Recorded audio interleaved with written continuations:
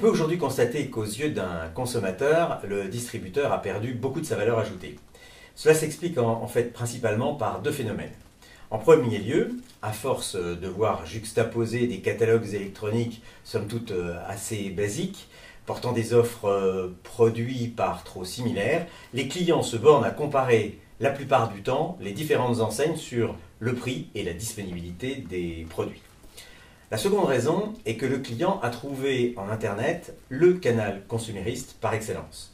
Un consommateur dispose ainsi d'un outil très efficace pour construire et dérouler un processus d'achat très personnalisé. Il trouve sur un grand nombre de sites Internet des informations qui vont l'accompagner dans son cheminement de pensée. Sites d'enseignes, sites de marques et de fabricants, des blogs, forums et autres grands carrefours d'audience. Ainsi, tout site Internet qui peut se positionner sur le processus d'achat d'un individu sur un produit donné participe en quelque sorte à sa vente.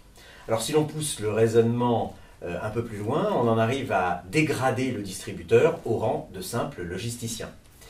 La chaîne de valeur de la distribution se redessine donc en conférant aux acteurs en amont du distributeur un rôle de plus en plus important. Et c'est la raison pour laquelle certains industriels, par exemple, se lancent dans la distribution en direct. C'est le cas de L'Oréal Paris qui a lancé tout récemment son e-boutique. Mais un autre type d'acteur peine à se positionner plus efficacement sur cette chaîne de valeur. Il s'agit de la presse, qui souffre pourtant depuis plus de 10 ans d'une dégénérescence chronique de son modèle économique traditionnel.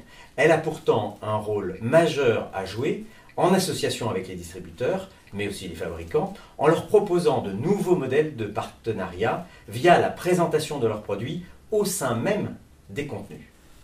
Alors, de timides tentatives ont vu récemment le jour. La nouvelle version de François, par exemple, qui est entièrement numérique, fait reposer en grande partie son business model sur une place de marché. On peut penser également au magazine Elle, qui a lancé le 12 avril dernier la boutique Elle.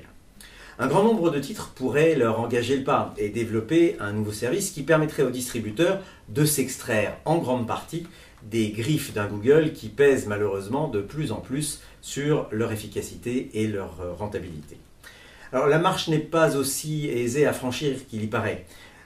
Pour y parvenir, la presse doit avant tout accepter sa mue. Le frein est d'abord culturel et social. Il va falloir gérer deux projets en parallèle, la conception et la mise en œuvre du nouveau modèle qui ne pourront être dissociés d'une conduite du changement particulièrement préparée et encadrée.